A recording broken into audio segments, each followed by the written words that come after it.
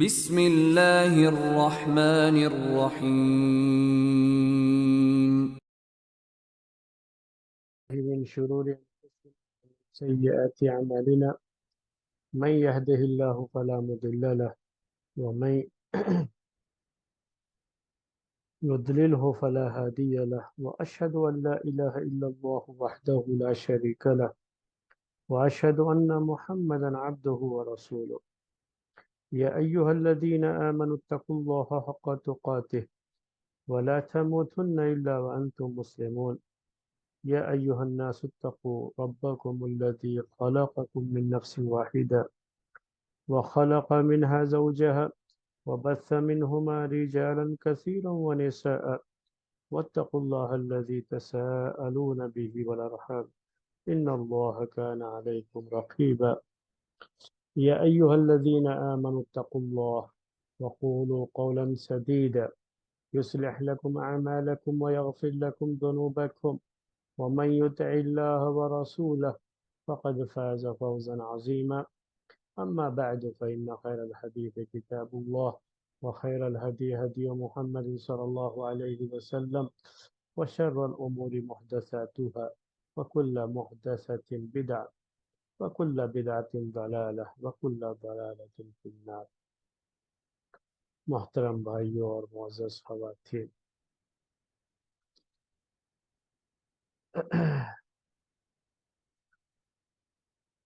آج ہم ایک نئی بحث، ایک نیا درس شروع کریں گے. شوہر اور بیوی کے درمیان جدائی کی جو شکلیں ہوتی ہیں، طلاق کی بات آپ کے سامنے آ گئی، ایلا کا مسئلہ آیا، زہار کا مسئلہ آیا. ایک اور مسئلہ ہوتا ہے، اسے لعان کہا جاتا ہے. تو آج آپ کے سامنے درس میں لعان کا مسئلہ ذکر کریں گے. لعان کے تعلق سے چند حدیثیں وارد ہوئی ہیں، صحیح بخاری میں، صحیح مسلم میں یہ حدیثیں ہیں، اور قرآن میں بھی اللہ تبارک و تعالی نے اس کا ذکر فرمایا. لعان یہ عربی زبان کا لفظ لعنت سے یہ لفظ نکلا ہوا ہے، یعنی یہ جو لفظ لیا گیا ہے وہ لفظ لعنت، اللعنت، اسی سے یہ لفظ ہے، اسی سے لعان ہے.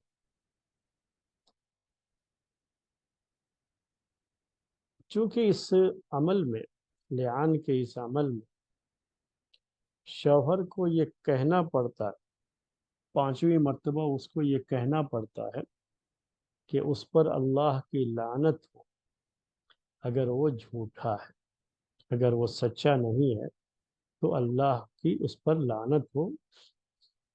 تو اس پہ لفظ لعنت اصل میں آیا ہوا ہے.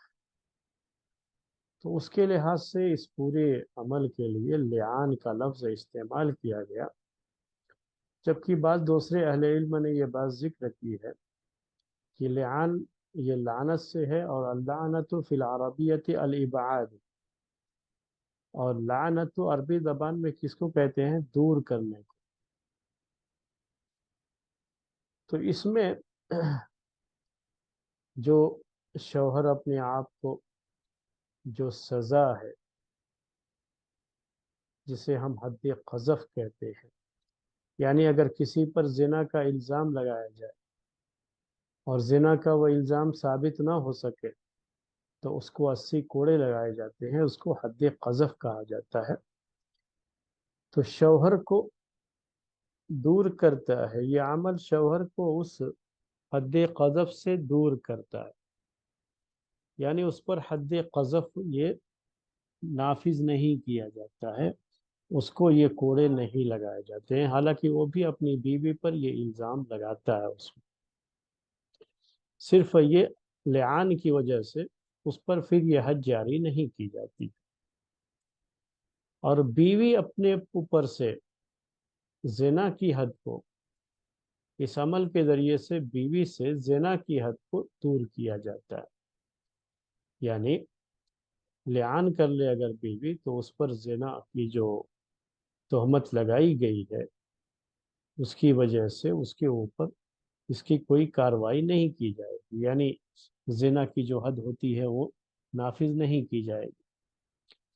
حالانکہ اس میں تھوڑے اور بھی مسائل ہیں اس کو لے کر کے، کچھ جو ہے سوالات یہاں پر اٹھتے ہیں، ہم ان سوالات کی طرف نہیں جاتے، کیونکہ یہ سب چیزیں کیا ہے، لعان کا لفظ کیوں استعمال کیا گیا اس سے تعلق رکھتی ہے یہ چیزیں۔ اور میں نے آپ سے جو پہلی بات کہی کہ چونکہ شوہر جب وہ لعان کا یہ عمل ہوتا ہے تو شوہر کو 5ویں مرتبہ یہ کہنا ہوتا ہے کہ اس پر اللہ کی لعنت ہو اگر وہ جھوٹا ہے۔ اگر وہ جھوٹوں میں سے ہے تو اس پر اللہ کی لعنت ہو، یہ کہنا ہوتا ہے اس سے۔ حالانکہ بیوی کو یہ لفظ لعنت نہیں استعمال کرنا ہوتا ہے، اس کو غضب کا لفظ استعمال کرنا ہوتا ہے، لیکن تغلیباً چونکہ شروعات یہ شوہر سے ہی ہوتی ہے، لعان کی شروعات شوہر سے ہوتی ہے، اسی لیے شوہر جو لفظ یوز کرتا ہے اس میں، اسی کو اس پورے جو ہے عمل کے لیے وہی نام دے دیا گیا، پورے مسئلے کو مسئلہ لعان کہا جاتا ہے۔ میرے خیال میں یہ باتیں ذکر کرنے سے پہلے اگر میں آپ کو لعان کی شکل کیا ہے وہ بیان کر دوں تو شاید سمجھنے میں آپ کو اور آسانی ہو جائے۔ لعان کیا ہے؟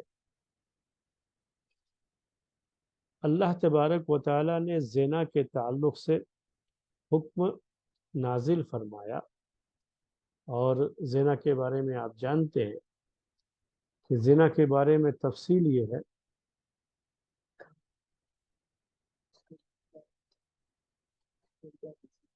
زنا کے بارے میں تفصیل یہ ہے، زنا کے احکام، اس کے جو ہے حد نافذ کرنے کے بارے میں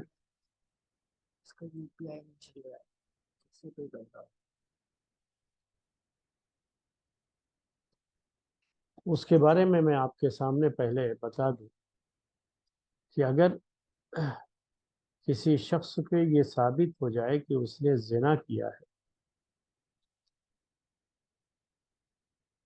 تو اس کو، اگر وہ شادی شدہ نہیں ہے تو 100 کوڑے لگائے جاتے ہیں، اور 1 سال کی اس کو جلا وطنی، یعنی اس کو اس کے شہر سے دور دوسری جگہ پر 1 سال گزارنا پڑتا ہے۔ یہ اس صورت پہ جبکہ اس کو شادی شدہ نہیں ہے۔ اگر وہ شادی شدہ ہے تو پھر اس کو پتھر مار کر کے ہلاک کیا جاتا ہے۔ یہ ایک زانی کی سزا ہے شریعت کے اندر۔ تو جہاں زانی کی سزا بڑی سخت ہے شریعت میں زنا کرنے والے کی، تو اب مسئلہ یہ بھی ہے کہ اگر کوئی آ کر کے کہہ دے جج کے سامنے کہ فلاں کو میں نے دیکھا ہے کہ وہ زنا کر رہا تھا یا عورت زنا کر رہی تھی، تو سزا بڑی سخت ہے۔ تو یہ بھی تو اس پہ امکان رہتا ہے نا کہ جو آدمی کہہ رہا ہے وہ جھوٹ کہہ رہا ہے، کہ صرف ایک الزام ہو جو اس کے اوپر لگایا گیا، اور صرف الزام سن کر کے کسی کے اوپر اتنی بڑی سزا جو ہے کسی کو نہیں دی جا سکتی، یعنی ایک جو ہے اس کے اندر ایک پوائنٹ ہے یہ۔ تو اللہ تبارک و تعالیٰ نے جہاں سزا زنا کی بہت سخت رکھی ہے، وہیں اس کو ثابت کرنے کی جو پرتکریا ہے، یعنی جو اس کا پروسیجر ہے پورا، جو ضروری ہے کہ یہ سب پہلے کیا جائے، اس کو ثابت کیا جائے کہ ہاں واقعی اس نے زنا کیا ہے، اس کو بھی سخت رکھا ہے۔ یعنی اس میں یہ گنجائش نہیں رکھی ہے کہ لوگ جھوٹے آ کر کے کسی کے اوپر بھی الزام لگا دیں، جو چاہے الزام لگا دے، بعد میں ثابت نہیں ہوا تو کوئی مسئلہ نہیں، چلو کوئی بات نہیں۔ نہیں، اگر کسی نے الزام لگایا ہے تو اسے ثابت کرنا ہوگا، اگر ثابت نہیں ہوا تو پھر اسلام الزام لگانے والے کو 80 کوڑے لگائے جاتے ہیں، اس کو حد قذف کہتے ہیں، 80 کوڑے لگائے جائے۔ تو یہ ایک بڑا مسئلہ ہے اس میں۔ اسی لیے اگر کوئی شخص کسی کو دیکھ لیا ہے، اس حالت میں دیکھ بھی لیا ہے، وہ اکیلا ہے، دیکھنے میں اکیلا ہے، تو جا کر کے اگر وہ جج کے سامنے یہ بات رکھے گا بھی تو اس کی یہ بات ثابت نہیں مانی جائے، کیونکہ اکیلے کی گواہی کافی نہیں ہے اس میں۔ زنا کو ثابت کرنے کے لیے 4 گواہ رکھا ہے شریعت، دوسری چیزوں میں کہیں ایک ہی گواہ، کہیں 2 گواہ ہے، لیکن زنا کے مسئلے میں 4 گواہ رکھ، 4 آدمی، وہ بھی جاتے ہوئے کہیں دیکھا، کمرے سے نکلتے ہوئے دیکھا، ایک ساتھ دیکھا، یہ کافی نہیں ہوتا ہے، بلکہ اسی کیفیت میں دیکھنا، چاروں کا اسی کیفیت میں دیکھنا ضروری ہے اس میں، اور باقاعدہ اس کے بارے میں جرح ہوگی، چھان بین ہوگی، جب جا کر کے جج کے سامنے یہ بات رکھیں گے تو اسلامی شریعت کے لحاظ سے اس پر کافی جرح ہوگی کہ کیسے دیکھا اس نے، کیا کیفیت تھی، کیا معاملہ تھا، وہ پورا اس کو بیان کرنا پڑے گا کہ اس نے اسی کیفیت میں دیکھا، اور 4 گواہ کم سے کم۔ تو یہ ایک چیز ہے۔ تو اس کا مطلب کیا نکلا کہ اگر کوئی اکیلا آدمی جا رہا تھا، اتفاق سے اس کی نظر پڑ گئی، دیکھ لیا، تو اب اس کے لیے ضروری ہو جاتا ہے کہ اس پر پردہ رکھے، کیونکہ اگر اس نے بیان کیا تو یہ جج کے سامنے اسے ثابت نہیں کر سکتا، جب ثابت نہیں کر پائے گا تو اس کے اوپر 80 کوڑے، اس کو 80 کوڑے لگائے، حالانکہ وہ سچا بھی ہو سکتا ہے اپنی بات میں، لیکن اگر جو ہے 4 گواہ نہیں ہے تو پھر اس پر حد قذف، یعنی الزام لگانے کی جو سزا ہے نا، وہ 80 کوڑے وہ لگائی جائے۔ تو یہ مسئلہ ہے، شریعت کا یہ مسئلہ ہے زنا کے تعلق سے۔ اب اسی سے جڑا ہوا مسئلہ، بعض صحابہ کو تھوڑا ایک مسئلہ اس میں یہ ہوا، جیسے اویمر اجلانی رحمۃ اللہ علیہ ایک صحابی ہیں، ان کے بارے میں یہ بات ہے، حدیثوں میں یہ بات آتی ہے کہ انہوں نے آ کر کے اللہ کے رسول صلی اللہ علیہ وسلم سے یہ بات کہی کہ اے اللہ کے رسول، اگر یہ معاملہ گھر میں شوہر اور بیوی کا ہو جائے، یعنی شوہر گھر میں جائے اور یہ دیکھے کہ اس کی بیوی کسی کے ساتھ بدکاری میں لگی ہے،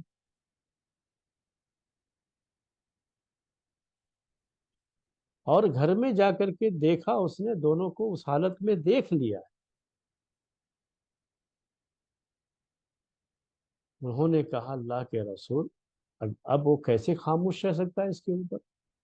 عام آدمی ہو، کسی عورت کو دیکھا، کسی مرد کو دیکھا، وہ الگ مسئلہ ہے کہ وہ خاموشی اختیار کر لے گا، پردہ پوشی کر دے گا، لیکن اگر اس نے اپنی بیوی کو اس کیفیت میں دیکھ رہا ہے یا دیکھ لیا ہے تو اب اس کی غیرت تو اسے گوارا نہیں کرے گی، برداشت نہیں کرے گی۔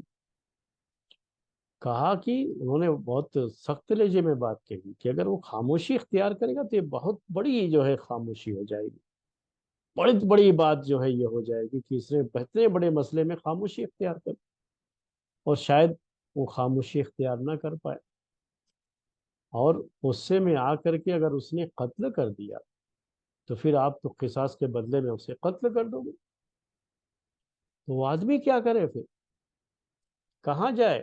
اس کو رکھ بھی نہیں سکتا، خاموشی نہیں اختیار کر سکتا، اور اگر وہ بات کہتا ہے یہ کہ میں نے اس کو اس حالت پہ دیکھا اس لیے میں اسے چھوڑ رہا ہوں، تو پھر اسے ثابت کرنے کا مسئلہ آئے گا، وہ ثابت نہیں کر سکتا، ثابت نہیں کر پائے گا تو 80 کوڑے کھائے گا، تو اس کے اوپر حد قذف ہو جاتی ہے، یہ اصل مسئلہ ہے۔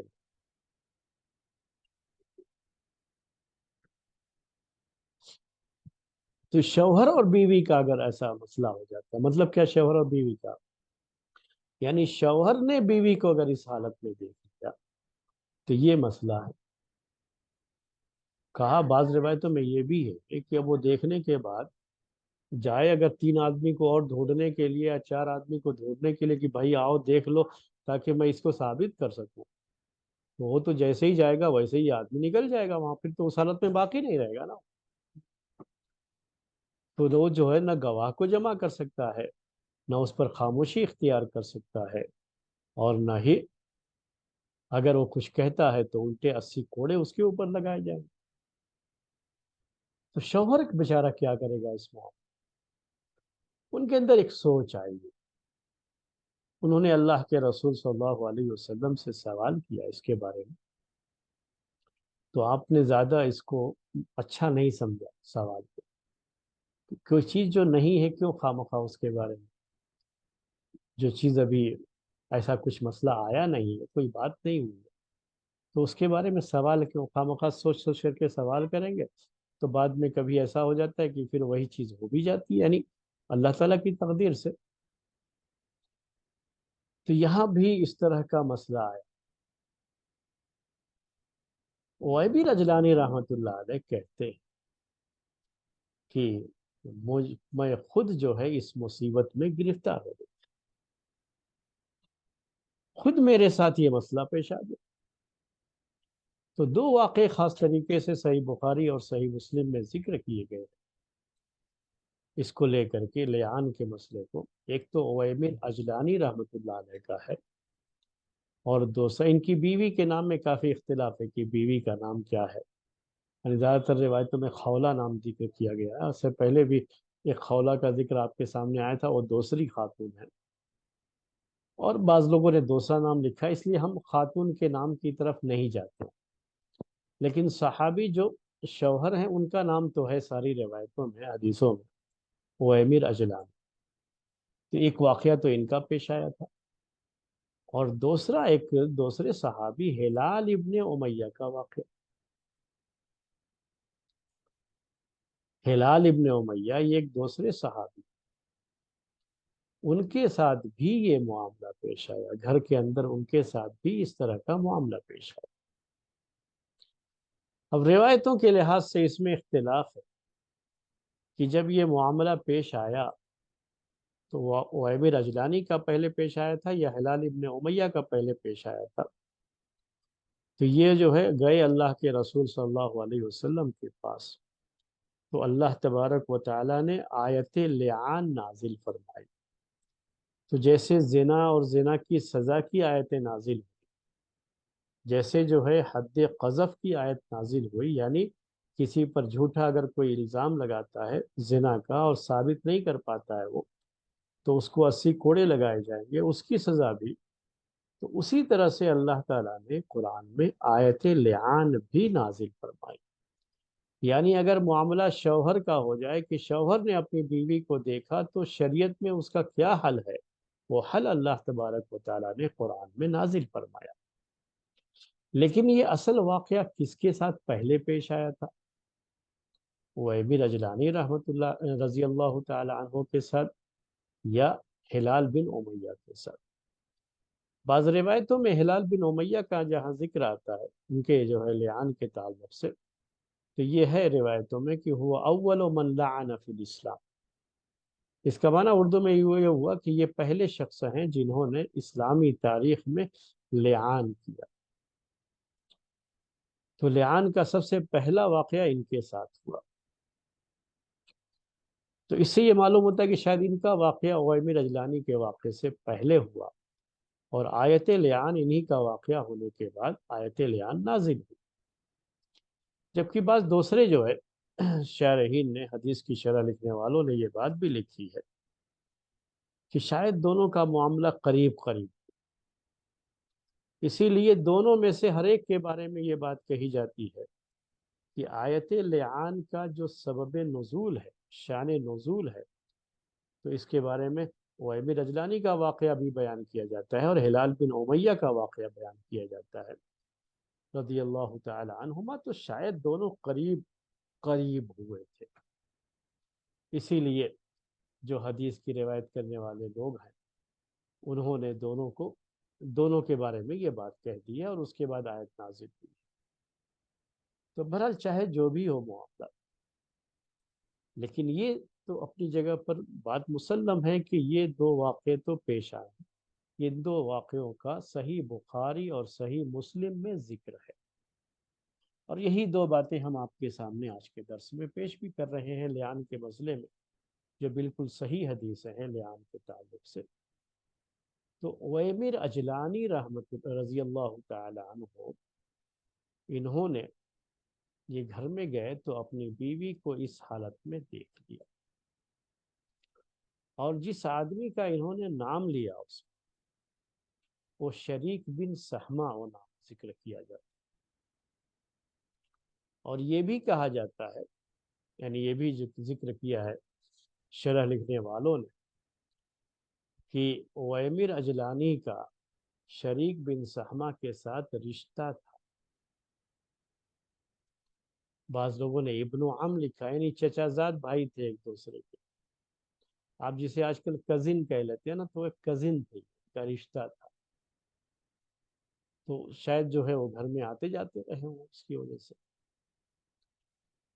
اور تو شیطان کبھی کبھی بیچ میں آ جاتا ہے، تو اس طرح کی چیز ہو گئی۔ بہرحال یہ معاملہ جو ہے، میں کہنا یہ چاہ رہا ہوں، میں یہ بات کس لیے ذکر کر رہا ہوں خاص طریقے سے، کہ یہ جو ہم لوگ بڑی شدت کے ساتھ بات کہتے رہتے ہیں، منع کرتے رہتے ہیں، پردے اور خلوت کی جو باتیں کرتے رہتے ہیں کہ پردہ کرنا چاہیے ان قریبی رشتہ داروں سے بھی، جو محرم نہیں ہیں ان جو ہے رشتوں سے پردہ کرنا چاہیے، تو اس کی اہمیت سمجھ میں آتی ہے جب ہم اس طرح کی بات پیش کرتے ہیں۔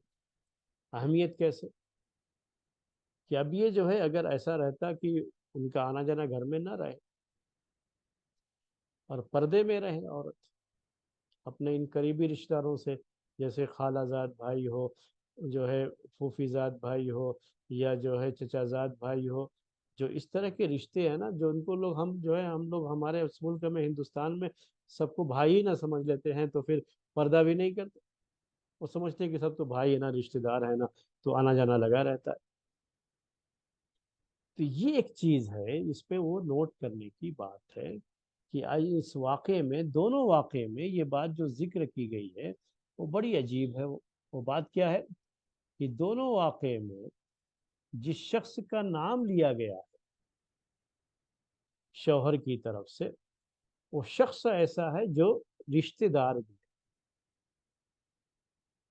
تو اس پہلو پر میں سوچ رہا ہوں کہ آپ کو جو ہے خاص طریقے سے توجہ دلاؤں کہ یعنی شوہر نے اپنی بیوی کو جس کے ساتھ پکڑا ہے زنا کی حالت میں، وہ اس کا کوئی رشتہ دار ہی رہا ہے، جس کا گھر میں آنا جانا رہا،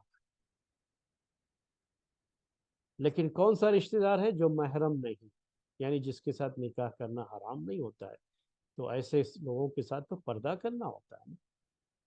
اور خلوت کی دوسری بات، خلوت کی ہو، کبھی بھی یہ گنجائش نہیں رکھنا چاہیے کہ عورت اور مرد ایک ساتھ کہیں ایک جگہ ایک گھر کے اندر رہیں، جو ایک دوسرے کے لیے اجنبی بھی ہیں، یعنی محرم ہونے کا کوئی رشتہ نہیں ہے ان کا۔ آج کل تو خیر محرم رشتوں میں بھی تھوڑا اس کا خیال کرنا چاہیے، اس طرح کی خلوت نہیں آنی چاہیے، تنہائی نہیں نصیب ہونی چاہیے، ان چیزوں کا بھی لحاظ کرنا چاہیے، احتیاط کرنا چاہیے اس میں۔ تو ان تمام چور دروازوں کو بند کرنا چاہیے جن راستوں سے زنا تک پہنچنے کا خطرہ ہوتا ہے۔ تو تعلقات کو باقی رکھنے کے لیے نا، شوہر اور بیوی کے باہمی تعلقات میں اس کی بڑی اہمیت ہے۔ تو میں نے آپ سے کہا کہ دونوں واقعے، یعنی عویمر اجلانی رضی اللہ تعالیٰ عنہ کا جو واقعہ پیش آیا، اسی طرح سے ہلال بن امیہ کا جو واقعہ پیش آیا، ان دونوں میں دونوں شوہروں نے جس شخص کا نام لیا ہے وہ رشتہ دار تھا، تو اس کو ذہن میں رکھنا ہے، رشتہ دار۔ اور ایسے ہی لوگوں کا میں نے آپ سے کہا گھر میں آنا جانا ہوتا ہے، کبھی کبھی آج کے دور میں جب ہم لوگ یہ بیان کرتے ہیں لوگوں سے کہ نہیں پردہ کرنا چاہیے، اگرچہ کہ یہ قریبی رشتہ دار ہیں لیکن ان سے پردہ کرنا چاہیے، تو گھر کے لوگوں میں سے بہت سے لوگ اس طرح کی بات کہ کیا جو ہے رشتہ دار ہیں، رشتہ داروں میں بھی پردہ جو ہے، گھر کے اندر بھی پردہ، تو کبھی کبھی لوگ برا مان جاتے ہیں۔ تو ایسے ہی موقع پر اس کی اہمیت پتہ چلتی ہے کہ شریعت نے یہ چیز کیوں رکھی ہے، یہ پردہ کیوں رکھا ہے، اور اختلاط سے کیوں منع کیا ہے، خلوت سے کیوں منع کیا ہے۔ خلوت کا مطلب کیا ہوتا ہے کہ کوئی مرد اور عورت اکیلے کہیں تنہائی میں، یعنی ایسی جگہ رہے جہاں دونوں اکیلے ہوں، تو یہاں شیطان کا بیچ میں آنے کا بہت ڈر ہوتا ہے۔ آدمی چاہے کتنا ہی نیک کیوں نہ ہو تو شیطان بیچ میں آ جاتا ہے، اور وقتی طور پر پھر وہ اس سے ہوش نہیں رہ جاتا ہے، اور یہ مبتلا ہو جاتا ہے زناکاری میں، بدکاری میں، تو یہ ڈر رہتا ہے۔ یہ لعان سے تعلق نہیں رکھتی تھی یہ چیز، لیکن میں نے آپ کے سامنے کیوں پیش کر دیا اس کو خاص طریقے سے، تاکہ ہمارے اپنے ماحول کو بھی سمجھنے میں آسانی ہو، اور اس کا بھی لوگ خیال رکھیں کہ شریعت نے جو یہ چیزیں رکھی ہیں اس کی حکمتیں کیا ہیں، اور اس کے اگر اس پر عمل کرتا ہے تو اس کے فوائد کیا ہیں۔ تو عویمر اجلانی رضی اللہ تعالی عنہ کا، اسی طرح سے ہلال بن امیہ رضی اللہ تعالی عنہ کا واقعہ کیا پیش آیا کہ یہ گھر کے اندر گئے تو اپنی بیوی کو غیر مرد کے ساتھ دیکھ لیا، اسی کیفیت میں جسے ہم زنا کہتے ہیں، بدکاری، یعنی بیوی دوسرے مرد کے ساتھ بالکل وہی تعلق قائم کیے ہوئے ہے جو شوہر اور بیوی کا تعلق، خاص تعلق ہوتا ہے۔ اب دیکھنے کے بعد خاموش تو نہیں رہ سکتے تھے، وہ اللہ کے رسول صلی اللہ علیہ وسلم کے پاس پہنچے، پورے واقعے کو جا کے بیان کیا۔ تو دو حدیثیں ہیں، میں نے کہا ایک تو ہلال بن امیہ کا ہے کہ انہوں نے جا کے بیان کیا، اور ان کا بھی ہے کہ عویمر اجلانی رضی اللہ تعالیٰ عنہ نے بھی بیان کیا۔ تو اللہ تبارک و تعالیٰ نے اس مسئلے کا حل کیا نکالا کہ اگر وہ شوہر یہ بات کہتا ہے کہ میں نے بیوی کو دیکھا ہے، اب وہ چار گواہ تو نہیں لا سکتا، پیش نہیں کر سکتا وہ اس میں، تو اب لازمی طور پر جو شریعت کا حکم ہے اس کو حد جسے قذف کہتے ہیں کہ اس پر 80 کوڑے لگائے جائیں گے اور اس کی بات تسلیم نہیں کی جائے گی۔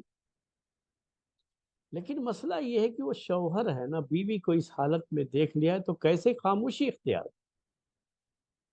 یہی بات تو عویمر اجلانی رضی اللہ تعالیٰ عنہ نے اللہ کے رسول صلی اللہ علیہ وسلم سے کہی تھی۔ تو اب اس کا کیا ہے حد؟ اب کہہ رہا ہے تو حد قذف لگ، یعنی 80 کوڑی لگے اس کو، خاموشی اختیار نہیں کر سکتا اس کے اوپر، اس آدمی کے ساتھ سختی بھی نہیں کر سکتا کہ دوسرے کے اوپر بغیر کسی، یعنی جب تک جج فیصلہ نہ کرے تب تک یہ حق نہیں ہے کسی کہ خود کسی کو سزا دینا شروع کر دے کہ مجھے برداشت نہیں ہوا، میں نے قتل کر دیا اس آدمی کو، تو وہ بھی نہیں کر سکتا ہے۔ تو اب اللہ کے رسول صلی اللہ علیہ وسلم کے پاس جب یہ بات ہے، ابھی آیت جب نازل نہیں ہوئی تھی تو آپ نے انتظار کیا تو آیت نازل ہوئی، اس آیت کو آیت لعان کہتے ہیں، اور اس میں لعان کی شکل کیا ہے وہ بیان۔ تو اب اس میں شکل کیا رکھی اللہ تبارک و تعالیٰ نے؟ یہ شوہر اور بیوی کا اگر معاملہ ہو جائے، یعنی شوہر نے بیوی کو اس حالت میں دیکھ لیا اور اس نے آ کر کے قاضی اور جج کے سامنے یہ بات پیش کی ہے، تو اگرچہ کی چار گواہ نہیں ہیں، چار جو ہے اس نے وٹنس نہیں پیش کیے، پھر بھی اس کو 80 کوڑے نہیں لگا پائے۔ لیکن اگر اس کو 80 کوڑے لگنے کھانے سے بچنا ہے نا، تو اس کے پہلے اسے لعان کرنا پڑے۔ لعان کیا ہے؟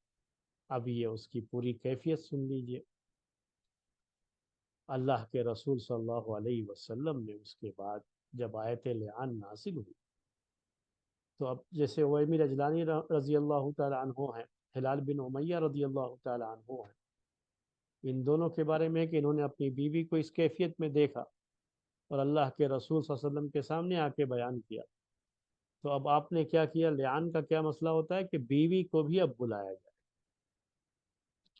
دونوں کو اب بیٹھایا جائے، یہ جج کرے گا۔ اللہ کے رسول صلی اللہ علیہ وسلم ہی حاکم تھے، جج تھے، تو آپ نے جو ہے پہلے دونوں کو نصیحت، یہاں شوہر کہہ رہا ہے کہ میں نے بیوی کو دیکھا، بیوی کہہ رہی نہیں میں نے ایسا کچھ نہیں کیا ہے، بیوی انکار کر رہی ہے نہیں نہیں ایسا کچھ بھی نہیں، یہ آدمی جھوٹا ہے۔ جب یہ ثابت، اب تو چار گواہ تو نہیں ہے یہاں پر، دونوں کا ہی مسئلہ ہے صرف اور کوئی نہیں ہے، شوہر کہہ رہا ہے میں نے دیکھا ہے اور بیوی کہہ رہے نہیں یہ جھوٹا ہے، نہیں میں نے ایسا کچھ کیا نہیں ہے، تو اب ان دونوں میں سے کوئی ایک ہی سچا ہوگا اور دوسرا جھوٹا ہوگا، یہ تو آپ سمجھ سکتے ہیں۔ تو پہلا کام قاضی یا جج کا یہ ہوتا ہے کہ دونوں کو بلا کر کے پہلے انہیں نصیحت کرے، سمجھائے، انہیں بتائے کہ دیکھو تم میں سے کوئی ایک آدمی تو ضرور جھوٹا ہے اور دوسرا سچا ہے، تو جو جھوٹا ہے اسے چاہیے کہ اپنے جھوٹ کا اسی دنیا میں اعتراف کرے. زیادہ سے زیادہ کیا ہوگا؟ دنیا میں جو اس کی سزا ہے وہ سزا اس کے اوپر نافذ کر دی جائے گی. جج کا کام یہی ہوتا ہے نا کہ وہ سزا کا فیصلہ سنا دے. تو دنیا میں جو سزا ہوگی اس کی وہ سزا جو ہے اسے مل جائے گی. بس یہی ہوگا. لیکن آخرت کی رسوائی تو نہیں ہوگی. دنیا میں اگر سزا مل گئی تو ختم ہو گیا معاملہ. لیکن اگر اعتراف نہیں کرتے ہو اپنے جھوٹ کا، یعنی شوہر اگر جھوٹا ہے مان لیجئے، اور شوہر نے اگر اعتراف کر لیا ہاں میں ہی غلط کیا تھا، میں نے غلط الزام لگایا، تو اب شوہر کے اوپر کیا ہوگی سزا؟ اس کو 80 کوڑے لگائے. یہی دنیا کی سزا. اور اگر بیوی جھوٹی تھی، نصیحت کیا بیوی کو، تھوڑا ڈر ہوا، ارے دنیا کی سزا سے بچنے کے لیے میں جھوٹ بول رہی ہوں، مجھے سچ بولنا چاہیے. ہو سکتا ہے دل میں بات آ جائے اس کی، تو اس نے اعتراف کر لیا کہ ہاں مجھ سے غلطی ہوئی ہے، میں نے زنا کروایا. تو اب یہ کیا ہو جائے گا اس کے بعد؟ اس کے اعتراف کرنے کے بعد اپنی جو ہے اپنے جھوٹ کو مان کر کے جو سچائی ہے اسے قبول کر لیا کہ جو شوہر کہہ رہا ہے وہ سچ ہے. تو کیا ہوگا اس کا؟ اب اعتراف ہو گیا. اس کو عربی میں اعتراف کہا جاتا ہے. اعتراف کا مطلب کیا ہے؟ کہ اس نے اپنے جرم کو قبول کر لیا کہ ہاں مجھ سے یہ غلطی ہوئی ہے، میں نے زنا کیا ہے. تو پھر یہاں 4 گواہ کی ضرورت نہیں ہے. اگر زنا کرنے والے شخص نے، چاہے مرد ہو یا عورت ہو، اس نے خود سے یہ اعتراف کر لیا کہ میں نے زنا کیا ہے، تو پھر اس میں وٹنس کا مسئلہ نہیں آتا. اب جو اس نے اعتراف کر لیا ہے تو اس کو اوپر زنا کی حد جاری کی جائے گی. تو اگر بیوی جھوٹ بول رہی تھی کہ نہیں میں نے نہیں کیا، لیکن جب اللہ کا خوف دلایا قاضی نے، جج نے، تو اس کے بعد اس نے جو ہے مان لیا کہ ہاں میں پہلے جھوٹ بول رہی تھی، صحیح بات ہے مجھ سے غلطی ہوئی ہے. تو کیا ہوگا؟ دنیا کی سزا اس کے اوپر نافذ کی جائے گی. دنیا کی سزا کیا ہے؟ اس کی سزا سخت ہے. سزا کیا ہے؟ کہ چونکہ وہ تو شادی شدہ ہے، شوہر والی ہے نا، تو اس کو تو رجم کیا جائے گا، پتھر مار کے ہلاک کیا جائے گا. تو یہ ایک مسئلہ. پہلا کام کیا کرے گا قاضی یا جج؟ کہ دونوں کو بیٹھا کر کے نصیحت کرے گا. یہ بتائے گا کہ دونوں میں سے کوئی ایک ضرور جھوٹا ہے، دوسرا سچا ہے. لیکن کون جھوٹا ہے ہم کسی کے دل میں تو نہیں جا سکتے، جھانک کے دیکھ نہیں سکتے. کوئی قاضی جج بھی یہ نہیں کر سکتا. اس لیے سامنے والے سے پوچھتا ہے کہ آپ لوگ خود ہی بتا دیجئے. اور اللہ کا واسطہ، قیامت کے دن کا، جس دن کی سزا بڑی سخت ہوگی، اور یہ بیان کرے گا قاضی اور جج کی دنیا کی سزا آخرت کی سزا سے بہت ہلکی ہے. جو بھی ہے سزا وہ آخرت کی سزا کے مقابلے میں تو بہرحال بہت ہلکی ہے. تو یہ اس کو احساس دلائے گا کہ آپ اگر جھوٹ بول دیے ہو تو اعتراف کر لو جھوٹ کا. اس سے زیادہ یہی ہوگا کہ دنیا کی جو سزا ہے وہ تمہیں ملے گی، لیکن یہ سزا آخرت کی سزا کے مقابلے میں بڑی ہلکی ہے. ہو سکتا ہے کہ دونوں میں سے کوئی جو بھی جھوٹا ہے اس کو آخرت کا ڈر آ جائے، آخرت کے عذاب کا ڈر آ جائے، اور وہ سچ قبول کر لے. یہ ممکن ہے. تو پہلی کوشش جج جو ہے وہ یہی کرے گا، قاضی یہی کرے گا کہ اگر دونوں میں سے کوئی بھی اعتراف کر لیتا ہے تو لعان کا مسئلہ نہیں ہوگا اسے. شوہر نے اعتراف کر لیا کہ میں نے جھوٹا الزام لگایا بیوی کے اوپر، تو اس کو 80 کوڑے لگائے جائے.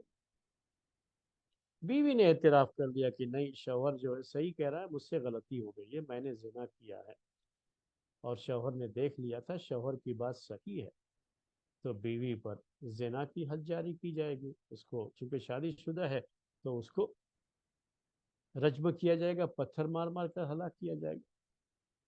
یہی دنیا کی سزا ہے. احساس ہو جاتا ہے کبھی کبھی لوگوں کو کہو تو احساس ہو جاتا ہے، کبھی کبھی آخرت کا ڈر آ جاتا ہے. اگر دل میں آخرت کا ڈر آ گیا، آخرت کے عذاب کا ڈر آ گیا، تو اعتراف کر لے گا بندہ، چاہے شوہر ہو چاہے بیوی۔ اعتراف کرنے کے بعد مسئلہ میں نے آپ سے کہا ختم ہو جائے گا، اور جو ہے وہاں پر جو بھی غلطی ہے اس کو اس غلطی کی سزا دے دی جائے گی، چاہے زنا کی سزا ہو اگر بیوی جھوٹی ہے، یا جو ہے حد قذف یعنی غلط الزام لگانے کی سزا ہو، وہ نافذ کر دی جائے، اور پھر مسئلہ یہ ختم ہو جائے گا، وہاں سے پھر دونوں واپس چلے جائے گا۔ اب ایک جو ہے مسئلہ، دونوں میں سے کسی نے بھی اعتراف نہیں، دونوں میں سے ہر کوئی اپنی بات پر جمع ہے کہ نہیں میں ہی سچا ہوں۔ شوہر یہ کہتا ہے کہ نہیں میں نے دیکھا ہے، اس نے زنا کیا ہے اور میں سچا ہوں اپنی بات۔ بیوی کا بھی یہی دعویٰ ہے کہ نہیں میں سچی ہوں، میرا شوہر جھوٹا ہے، میں نے زنا نہیں کیا ہے، مجھ سے ایسی کوئی غلطی نہیں۔ نصیحت کرنے کے باوجود بھی دونوں اپنے اس اسٹینڈ پر قائم ہیں، اور کوئی بھی ایک انچ پیچھے ہٹنے کے لیے تیار نہیں ہے۔ تب امام کا کام یعنی قاضی کا کام، حاکم کا کام یہاں یہ ہوتا ہے کہ اب دونوں میں لعان کر۔ لعان کیا ہے؟ پہلے شوہر سے وہ کہے گا، یہ ہے لعان کی کیفیت، اب اسے نوٹ کر لیجیے گا۔ تو پہلے حاکم یا قاضی جج یہ شوہر سے کہے گا کہ تم 4 مرتبہ یہ گواہی دو کہ تم سچے ہو، تم نے واقعی یہ دیکھا ہے، بیوی کو زنا کرتے ہوئے دیکھا ہے۔ 4 مرتبہ قسم کھا کر کے اسے یہ کہنا ہوگا، اور 5ویں مرتبہ اس کو اپنی زبان سے یہ کہنا ہوگا کہ اس پر اللہ کی لعنت ہو، ان لعنت اللہ علیہ ان کان من الکاذبین، کہ اس پر اللہ کی لعنت ہو اگر وہ جھوٹا ہے۔ 5ویں مرتبہ اسے یہ کہنا ہوگا، خود اپنی زبان سے کہنا ہوگا کہ اللہ کی لعنت ہو اگر جھوٹا ہے۔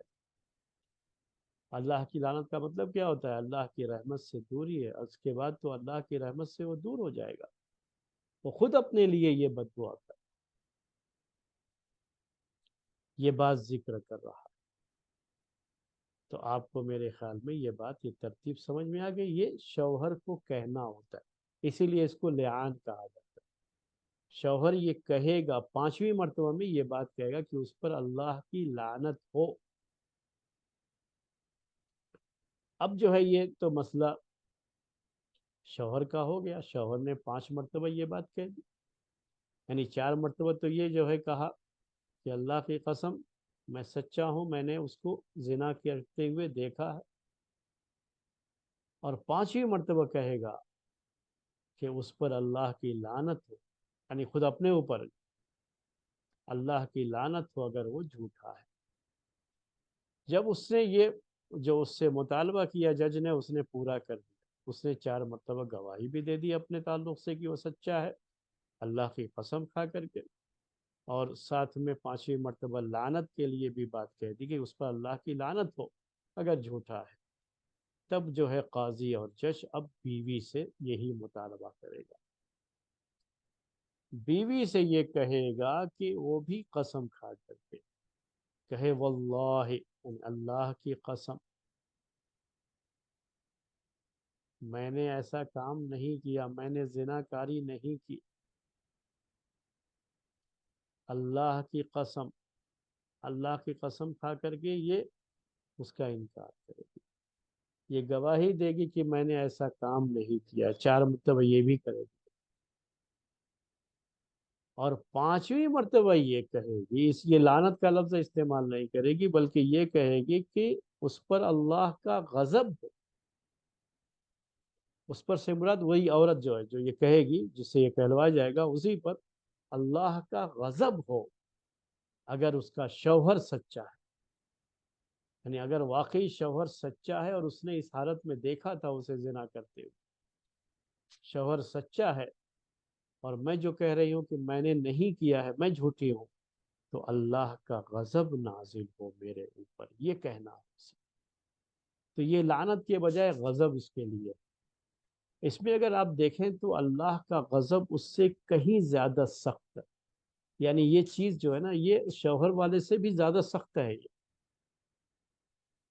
کہ اگر اس نے کیا ہے اور شوہر کے کہنے کے باوجود یہ انکار کر رہی ہے اور جھوٹی ہے اپنے اس انکار میں، تو اس پر اللہ کی فٹکار ہوگی، اللہ کا غضب نازل۔ اس نے بھی 5 مرتبہ یہ کہہ دیا۔ اب دیکھیے، اب یہ کرنے کے بعد کیا ہوگا؟ شوہر نے جیسے ہی اپنی طرف سے یہ 4 مرتبہ گواہی دی اور 5ویں مرتبہ میں کہا کہ اس پر اللہ کی لعنت ہو اگر وہ جھوٹا ہے، تو یہ کہتے ہی، لعان کا یہ عمل کرتے ہی، اب اس کو 80 کوڑے نہیں لگائے، اس نے اپنے آپ کو 80 کوڑے لگنے سے بچا لیا۔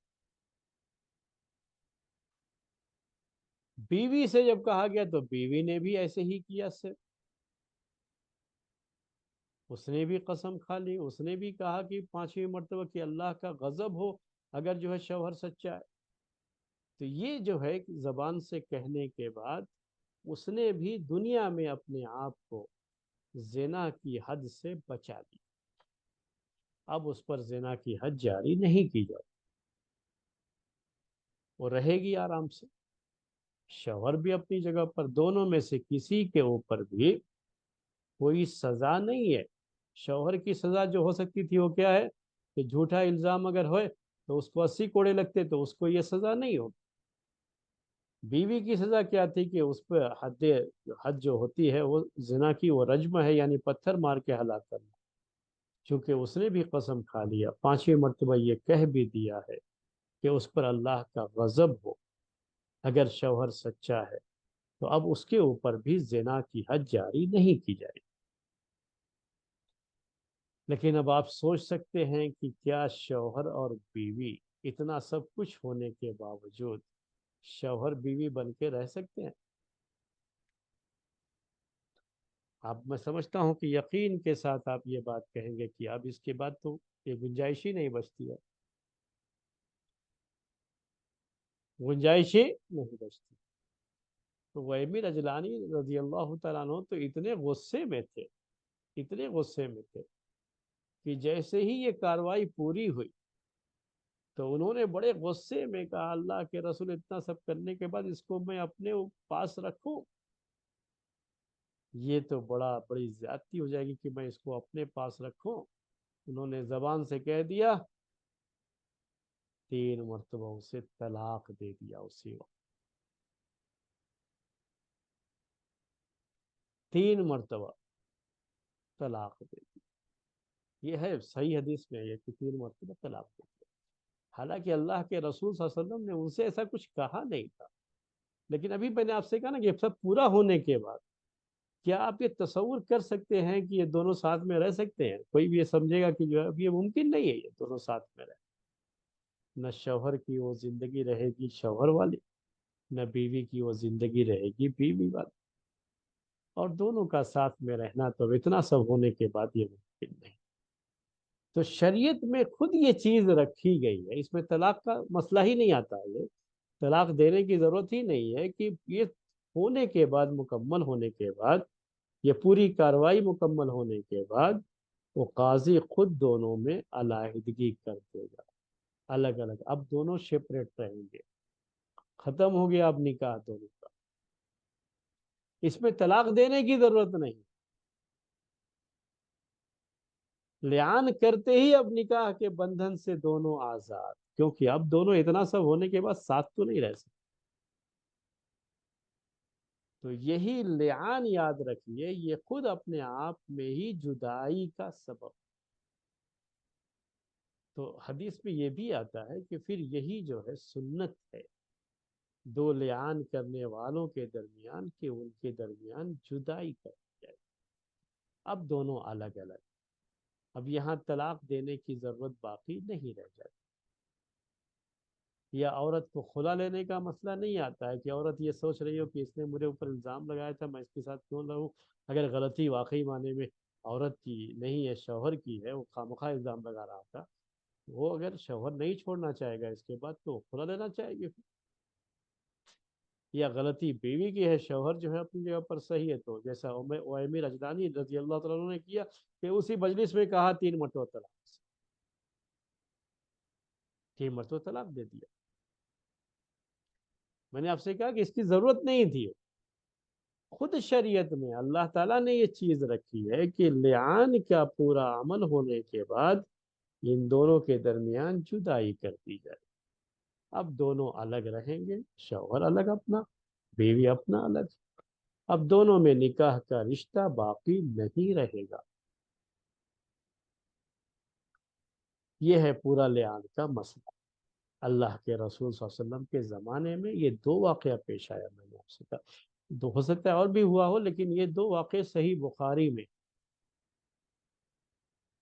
ایک اویمر اجرانی رضی اللہ تعالیٰ عنہ کا، اور دوسرے ہلال بن امیہ رضی اللہ تعالیٰ عنہ. یہ ہے پورا لعان کا مسئلہ. شاید آپ کو بہت، میں نے کوشش کیا تھا کہ بہت اطمینان سے اور بہت یعنی ایک ایک لفظ کو بار بار جو ہے بیان کر کے کہ اچھی طرح سے وہ ذہن میں بیٹھ جائے آپ کے. وہ کوشش تھی، اسی لیے میں نے بار بار ایک بات کو، میں نے بعض چیزوں کو اس میں بہت زیادہ ریپیٹ بھی کیا کہ وہ ترتیب کے لحاظ سے بات آپ کے ذہن میں بیٹھ جائے. یہ پورا لعان کا مسئلہ ہے. اس سے جڑے ہوئے کچھ چھوٹے چھوٹے مسائل ہیں، تو انشاءاللہ آئندہ درس میں اس چیز کو اس کے تعلق سے بات رکھیں گے.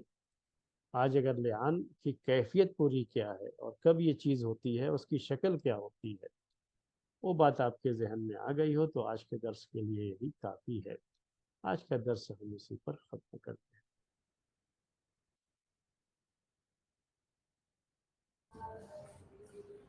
شیخ ایک سوال تھا، اگر لیان کے بعد بچہ پیدا ہوا تو وہ میں نے کیا آپ رہے سے کہا کہ چھوٹے چھوٹے مسئلے ہیں، اس میں سے ایک مسئلہ یہ ہے. گا؟ اور ایک چیز، اگر آ، بیوی نے اعتراف کر لیا کہ ایسا ہے، اور اگر بیوی کا رجم ہوا تو کیا وہ پھر بھی بیوی ہی رہے گی اور وراثت میں شوہر کو حصہ ملے گا، یا وہ کیسے رہے گا پھر؟ جہاں تب وہ نکاح باقی رہے گا، بیوی کو اس کی غلطی کی سزا دے. ٹھیک، جزاک اللہ خیر. میں نے کہا تھا کچھ چھوٹے چھوٹے مسائل ہیں نا، تو یہی سب مسائل. اس سے جڑے ہوئے ابھی کچھ اور مسائل، آپ نے تو کچھ جو ہے 2 سوال کر لیا، ابھی تھوڑے مسائل اور بھی. بچے کا مسئلہ ہے. ایک مسئلہ اس میں یہ بھی ہوتا ہے کہ اگر شوہر کہتا ہے کہ یہ بچہ میرا نہیں ہے، تو بچہ کس کا مانا جائے گا پھر؟ تو بچے کو لے کر کے پھر وہ بچے کی میراث کو لے کر کے اس سے کچھ جڑے ہوئے تھوڑے چھوٹے چھوٹے مسائل. جی. ایک اور مسئلہ ہوتا ہے کہ وہ شخص یعنی شوہر جب یہ کہا کہ جو ہے میں نے دیکھا اس کو یہ بدکاری کرتے ہوئے، تو جس شخص کے ساتھ دیکھا تھا اس کا نام بھی وہ لے سکتا ہے. اگر اس نے نام لے لیا اس شخص کا، تو یہ مسئلہ ہے کہ اس شخص کا کیا معاملہ ہوگا. بیوی اور شوہر کا تو چھوڑو، لیان کا مسئلہ ہو گیا، لیکن اس کا کیا مسئلہ ہوگا جی. جس کا نام لیا گیا بیچ میں. اگر آ کر کے صرف یہ ذکر کرے کہ میری بیوی کا یہ معاملہ اور کس شخص کے ساتھ تھا، کون تھا، اس کا کوئی نام وغیرہ نہیں لیا گیا، تو پھر اس کا تو کوئی مسئلہ نہیں آتا. لیکن نام لیا گیا ہے تو پھر وہ مسئلہ آتا ہے کہ کیا کریں، اس کا حکم کیا ہوگا. ٹھیک ہے، بات سمجھ میں آئی. تو یہ چھوٹے چھوٹے مسئلے میں نے آپ سے کہا تھا، تو ابھی اس وقت نہیں ذکر کر پائیں گے. تو انشاءاللہ اس سے جڑے ہوئے ابھی مسائل ہیں، لیان سے جڑے ہوئے. یہی اب یہی جب مسئلہ ہوا کہ دونوں میں جدائی کر دی جائے گی، تو کیا مہر بیوی واپس کرے گی اس میں، یا مہر کی واپسی کا مسئلہ نہیں ہوگا. جیسے خلا میں مہر کو واپس کرنا پڑتا ہے، تو کیا اس میں بھی مہر واپس کریں گے یا نہیں کریں گے. یہی چند مسائل تھے. ہاں، انشاءاللہ ذکر کریں گے. اور عدت بھی. عدت کا مسئلہ بھی وہی ہے. اصل میں طلاق اگر مانتے ہیں تو الگ مسئلہ ہوتا ہے عدت کا، اور دونوں میں جدائی مانتے ہیں تو اس کو فسخ نکاح کہتے ہیں. اس کی عدت الگ ہوتی ہے. تو عدت کیا ہوگی وہ بھی جو ہے یہی چھوٹے چھوٹے مسائل جی شیخ. ہیں.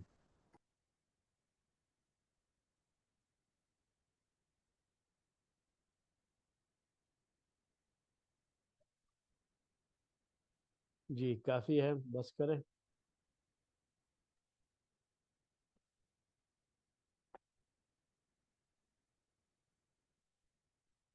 اور کوئی سوال تو نہیں ہے؟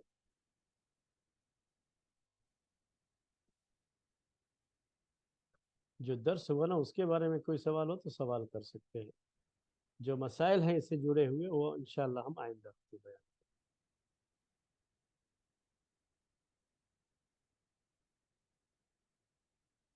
جی آج کا درس اسی پر ختم کرتے ہیں. سبحانک اللہم و بحمدک اشہد ان لا الہ الا انت استغفرک و اتوب الیک.